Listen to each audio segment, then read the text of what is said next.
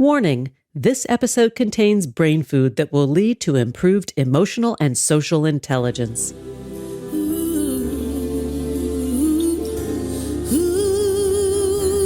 Thanks for tuning in to Harvesting Happiness today for a healthy serving of consciously prepared brain food. This is Lisa Cypers-Kamen, your host. For more than 13 years, I've been handcrafting these sound ideas for better well-being. Each week, I love spotlighting diverse thinkers and doers who are contemporary trendsetters and change agents, devoting their lives to creating a better world in which to live. I invite you to listen up and change the way you think about human happiness.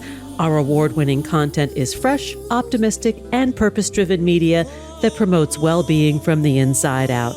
Alrighty then, let's dive in. This episode offers psychosocial education designed to inspire and motivate our listeners. The information provided does not constitute a therapeutic relationship nor a substitute for professional mental health care. If you are experiencing a mental health crisis, call 911, go to your nearest emergency room, or for listeners in the United States, text 988 for the National Suicide and Crisis Lifeline. Good morning, good afternoon, and good evening, wherever you are. Thanks for joining me on today's show, where we will be unveiling narcissism, navigating relationships with self-absorbed personalities. My guest today is Dr. Carol McBride. She is a licensed marriage and family therapist with more than 40 years experience. She specializes in treating clients with dysfunctional family issues. Dr. McBride focuses her research, writing, and clinical practice on the topic of narcissism and its debilitating effects on relationships. She has treated many adult children of narcissistic parents in her private practice. She trains trainers around the world and has conducted several workshops for adult children with parental narcissism. Dr. McBride is the author of 3 books on the subject, including Will I Ever Be Good Enough? Will I Ever Be Free of You? And her latest, Will the Drama Ever End? And that's what we will be talking about today. Welcome back to the show, Dr. McBride. Hi, Lisa. Thanks so much for having me. Well, I am always happy to talk about this subject with you because there are many narcissists amongst us, and we all need to learn how to recognize and navigate with these characters. Your newest book, the full title is Will the Drama Ever End? Untangling and Healing from the Harmful Effects of Parental Narcissism. Talk a little bit about why you wrote this 3rd book. Well, I have to kind of go back to the beginning when I wrote Will I Ever Be Good Enough? Healing the Daughters of Narcissistic Mothers. So I started in this process with women and mothers and daughters. And then that kind of led in my research and clinical work to so many of adult children of narcissistic parents ended up marrying narcissists and getting horrible divorces, which you and I have talked about before. Yes, I'm grinning from ear to ear as you say this. It's like, yes, been there, done that. Right. And then also as people work the recovery, my work has evolved into really trying to understand the dynamics of the family. If you grew up in a family that is led by a narcissistic parent, what are the dynamics of that family structure? And so that's where my research and clinical work have led me now to the 3rd book. And over 40 years, you have worked with children of narcissistic parents of all ages. You were telling me that right now the youngest is in her 20s or their 20s and the oldest in their 80s. And I find this fascinating because the through line, the thread of the story is similar regardless of age or generation. Yes, it's so interesting because when we do our in-person workshops, which we're not currently doing, we may do again, but we would have people coming in from all over. We'd have someone in their 20s, someone in their 30s, someone in their 40s, 50s, 60s, 70s. So it does really span the decades, yes, and the generations. Let's take a look at the family structure. Because I'm curious, in your experience, is when there's a narcissistic family, is it one parent usually or both parents? What is the dynamic and what structure is then set up for the children? Yes, very good question. Typically, we see the narcissistic parent married to an enabler who orbits around them. Then the children kind of showing up in roles in this family structure as the scapegoat child, the golden child, the lost child. And it's similar to what's written about the alcoholic family, except for the mascot clown is left out of this, in my view, because a mascot clown, everything's funny, trying to be the center of attention, takes the focus away from the narcissist. So, but basically, two things when I talk about the narcissistic family, what I mean is a family that is led by a narcissistic parent. Now, it could be two narcissistic parents. And the basic structure is one sentence that you can just think of, that the hierarchy is messed up because the parental needs take precedence over the children's needs. I don't know if you've watched the series The Bear, the TV series, because there is a scene in the second season of this series where there's a family dinner and the mother is a very narcissistic character played by Jamie Lee Curtis, and she just goes off. And it is classic. It is funny. It is heartbreaking. It's scary. It's all the things that happen around the dinner table in that family structure. Yeah, interesting. Yeah. Yeah. And I think those of us who have been raised in that environment, like you immediately see it and you go, oh my God, Yeah. there it is. Yes. You see the dynamics play out. Yes. Right? Yes. Yes. Talk a little bit about how one would recognize the narcissistic parent, because oftentimes I think that because we rely on that parental figure as such a strong and central role in our lives that we don't even realize that that's what's been going on until many years later. Yes. Because as we're growing up, that's all we know. So that's normal to us. My clients tell me that they know as children that something is wrong, but they can't put their finger on it unless there's physical abuse, sexual abuse, more involved abuse. But as you know, emotional and psychological abuse is harder to pin down and put your finger on. But the children will feel that they will know that they're not being seen, they're not being heard, they're not being emotionally tuned into. They'll know that there's not empathy. You know, they may not be able to call it that, but they can feel that there's a lack of empathy. And as we were chatting about earlier, there are traits about narcissism that are annoying, but are ones that aren't as troublesome. You know, for instance, the boastful, arrogant, talk about myself, all about me, that kind of person, you know, you may want to stay away from. But the really damaging pieces of narcissism are they're very entitled. So they put themselves above everyone else. They expect favorable treatment always. The lack of empathy is just huge. The inability to emotionally tune into their children.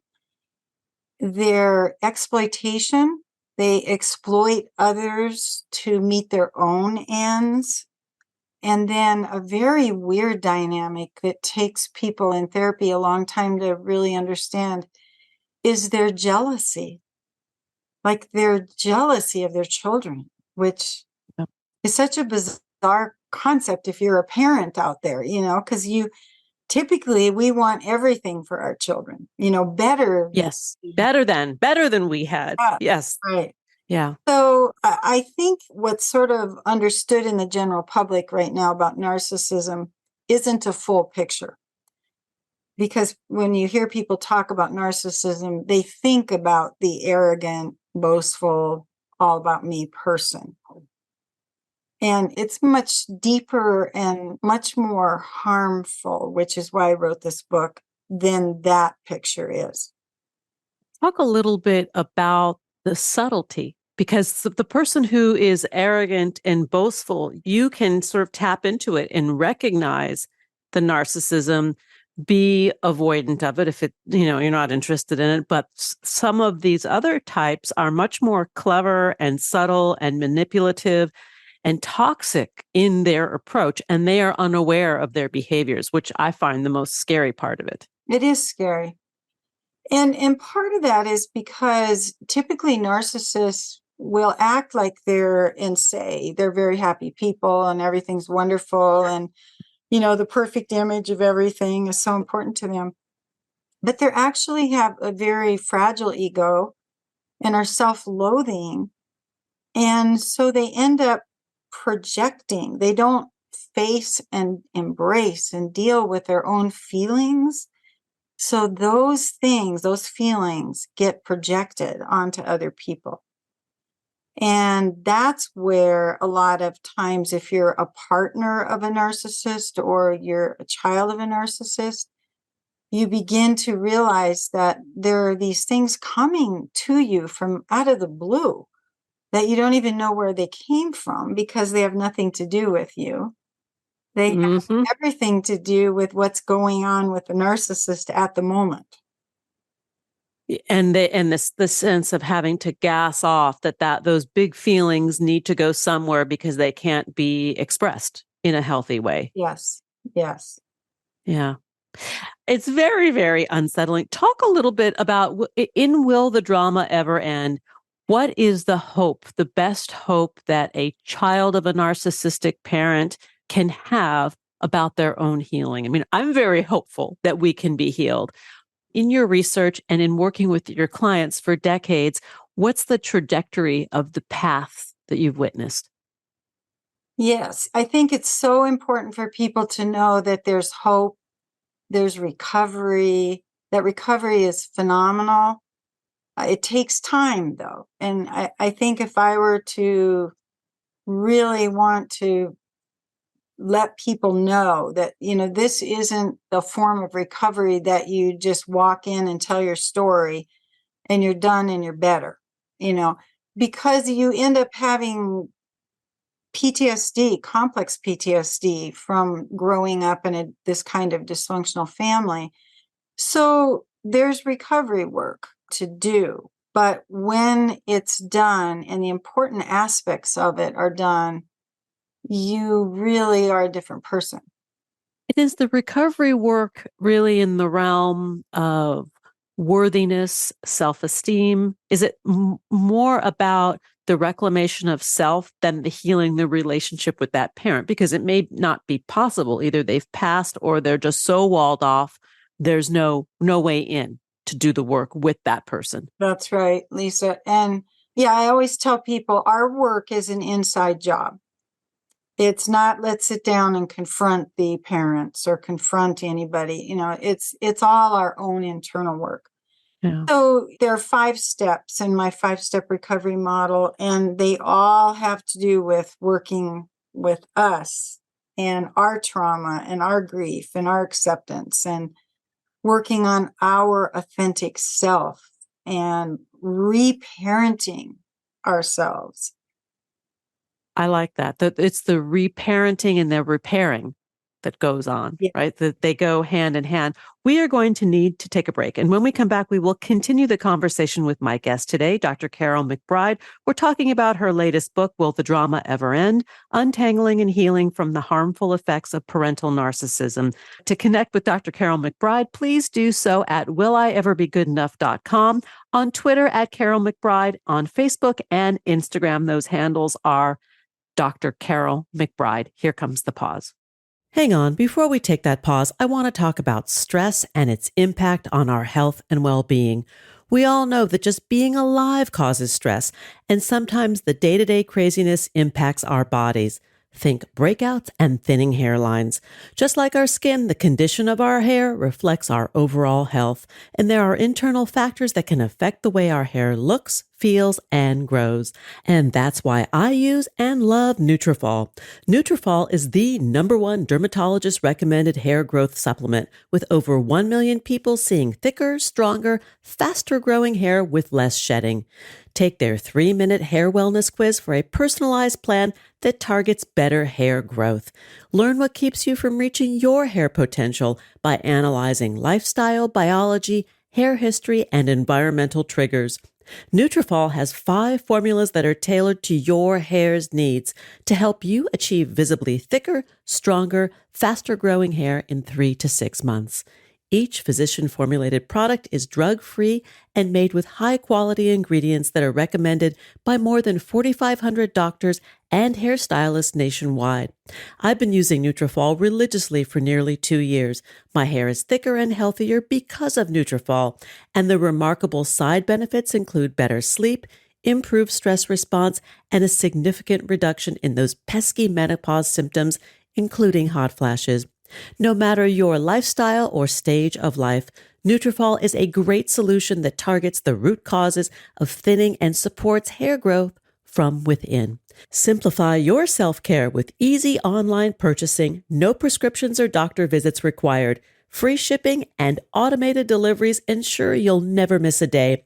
Join me and more than 1 million others who are committed to keep growing with Nutrafol. Start your hair growth journey today by taking Nutrafol's hair wellness quiz and get your personalized hair plan today. For a limited time, Nutrafol is offering our listeners $10 off your first month subscription and free shipping at Nutrafol.com/quiz when you enter the promo code HARVESTING. Take the quiz and get started on reaching your hair wellness goals with Nutrafol today. Nutrafol.com, spelled Nutrafol.com/quiz, promo code HARVESTING. That's Nutrafol.com/quiz, promo code HARVESTING. Now let's take that brief pause. Each day we have the intellectual freedom to be happy or the liberty to be miserable, regardless of external circumstance. If you or someone you know is struggling with mental health, seek support because good psychological health is vital in the achievement of a happy and satisfying life. Visit harvestinghappiness.com for psychosocial educational resources to boost emotional and social intelligence. Like what you hear on Harvesting Happiness? Sharing is caring. Pay it forward by spreading the word to your community and through social media. Subscribe, listen, and share hundreds of downloadable episodes from wherever you get your podcasts. Connect with and follow us on most social media channels. And we're back, continuing the conversation with my guest today, Dr. Carol McBride. We're talking about unveiling narcissism, navigating relationships with self-absorbed personalities. Let's get back to it. So, Dr. McBride, I am hopeful about the recovery. In the last segment, you talked about the inside work or the inside job that needs to take place, that we're never going to have that healing with the narcissistic parent. It's internal and incumbent upon us.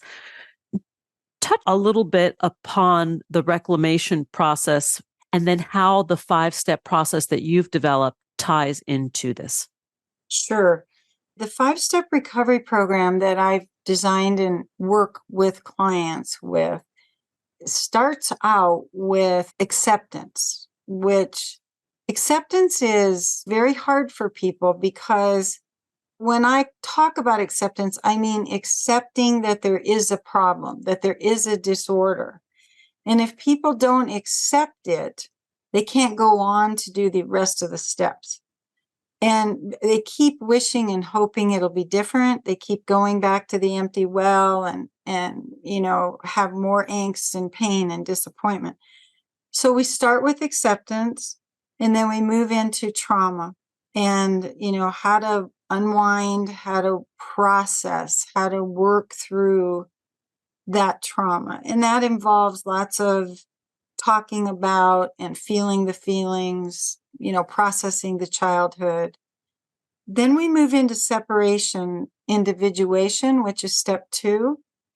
And that is really separating and individuating psychologically from the dysfunctional family. It doesn't mean, you have to move away. Again, it's psychological, it's internal.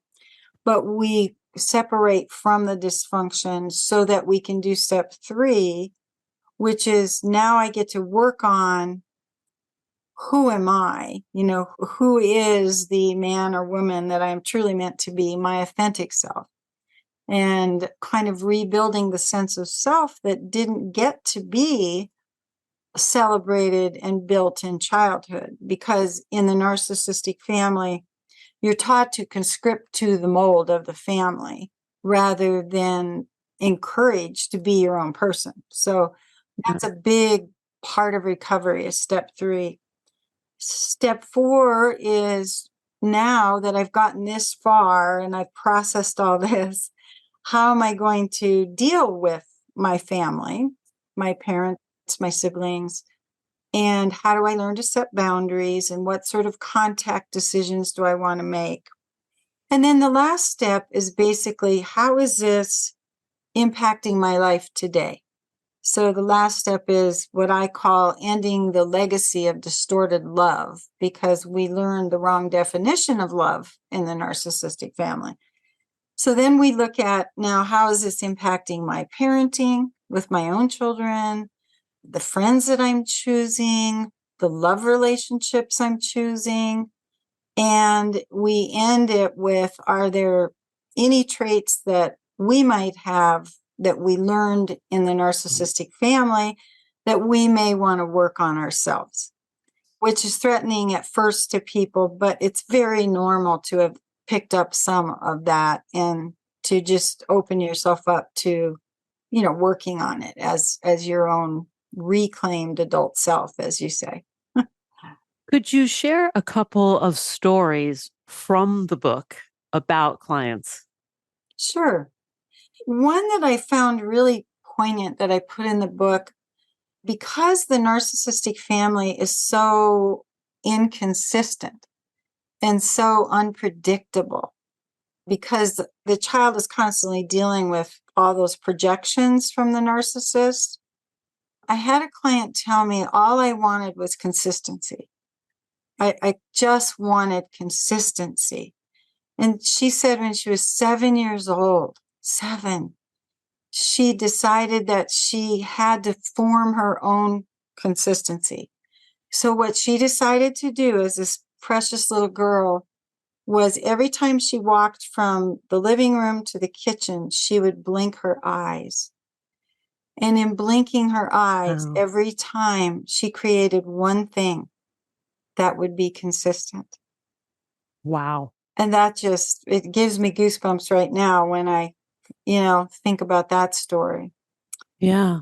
Another one that I found really poignant was a gaslighting story, where this was a woman talking about her husband who was a narcissist. And she said she was at home with the children, was later in the day, the laundry was going, she had dinner in the oven, the children were watching TV, and all of a sudden all the lights went out and it was dark. So she lit some candles and waited for her husband to come home. And when he came in, he was angry. Why are you sitting in the dark? And she said, well, I called the electric company and you didn't pay the electric bill. And he said, yes, I did. Yes, I did. And they had an argument about it. And she's like, well, it's obvious you didn't. Here we are in the dark. And he screams at her and says, are you truly going to not listen to me and trust your own eyes? That's classic. I'm like, that's Actually. the gaslighting movie, right? Yeah. Yeah. Long time ago, but yeah. So those are just a couple. Let's talk a little bit about gaslighting and how it relates to the cast of characters we might see out in the world. So if we're not talking about a narcissistic family, there certainly are a lot of narcissistic people who are attracted to politics, for example, and we are not going to name names and we're not even going to talk politics. But gaslighting is a very, very powerful technique of these characters. Mm-hmm. Yes. Yes. So how can we manage, like to not always believe everything we think, see, or hear when it comes to what's out there in the world, when we're dealing with narcissists who are in power? Yeah, that's a complicated thing for everyone to have to deal with, right? Yeah, but it's out there. It's real. It's out there, it's real. And I think verifying facts is extremely important because people have a tendency these days to have kind of a short attention span. And, they might hear something and then think it's true. And they don't actually follow up and look at the facts and, well, what really happened in this situation. And if we hear enough of something multiple times, we tend to take it in as truth, regardless if it is or it isn't. And that is part of narcissistic behavior. What do you mean? What do you mean? Of course I did that. Right. I did what you asked me, And it creates the feeling that adult children grow up with. Am I crazy? Am I the crazy one? Yeah. Is there something the doubt to me like in that what I call crippling self-doubt, that adult children of narcissists grow up with because of that? Would you say that part of what feeds the narcissist is the underlying, well, we know it's low self-esteem and low self-worth, but that the bully becomes louder and bolder in their behavior. And then if they're called out on it, they become the victim. Yes. And also there's something called the narcissistic injury that when the narcissist becomes confronted, feels they're going to lose something, feels they're going to be abandoned, or you're not going to believe them or like them anymore, they get what's called the narcissistic injury, and that's when they turn to revenge and, really mean, ugly behavior, which that's why some of these divorces from a narcissist are just so painful and awful, particularly when there are children involved. It's a very complicated subject, one that I think we need to keep talking about because there are enough of them out in the world. And like you said, it knows no generational boundary. Right. Before we go, I'd love for you to talk a little bit about the patient that you have, the client that you have who's in their 80s, because I find the fact that they want to do this work at that point in their lives so commendable and so brave. Yeah. Now, she's been a client for a while, but just believing, hanging on to hope and wanting to just maintain her recovery and making sure that, she's really taking good care of herself psychologically and emotionally. And yes, I highly commend her work as a client and her desire to, just want to be as healthy as she can. And her reasons are for my grandchildren. Yes. I mean, for herself too. Yes. But to be a model of good behavior, of good mental and soulful health. Yes. Yeah. Yeah. That's beautiful. I love your work. I have read your books. I will be reading this one as well. I've just dived into it. We're talking today with Dr. Carol McBride. You can learn more about Dr. McBride's work at willieverbegoodenough.com. You can find her on Twitter at Carol McBride and on Facebook as well as Instagram at Dr. Carol McBride. And Carol is with a K, Karyl. Dr. McBride, as always, thank you for taking part of your day and sharing your incredible wisdom with me and our listeners on this very important topic. Thanks again for having me, Lisa. I've enjoyed it. Pleasure. Thanks for joining us on Harvesting Happiness today. This is Lisa Cypers-Kamen on behalf of my guest, Dr. Carol McBride, wishing you kind thoughts, kinder words, and the kindest of actions. Until next time, remember, happiness is an inside job. Happiness is your inside job. Please go out and rock your day and remember to be kind to one another. Want to take a deeper dive into sound ideas for better well-being? Check out our new bonus edition content, More Mental Fitness by Harvesting Happiness, available exclusively on Medium and Substack. Keep harvesting your own happiness anytime, anywhere from the comfort of wherever you are. Subscribe, listen, and share hundreds of downloadable episodes from wherever you get your podcasts. Connect with and follow us on most social media channels. To learn more about lifestyle management and mental fitness consulting services, please visit harvestinghappiness.com. Harvesting Happiness and More Mental Fitness are produced by me, Lisa Cypers-Kamen, Andrea Mengele, Robin Boyd, Andrea Daly, and the awesome team at Podfly Productions, including Eric Begay, Kimberly Beck, and Alec Guess, in collaboration with TogiNet Radio, KBUU, RadioMalibu.net, and is available on PRX, the Public Radio Exchange.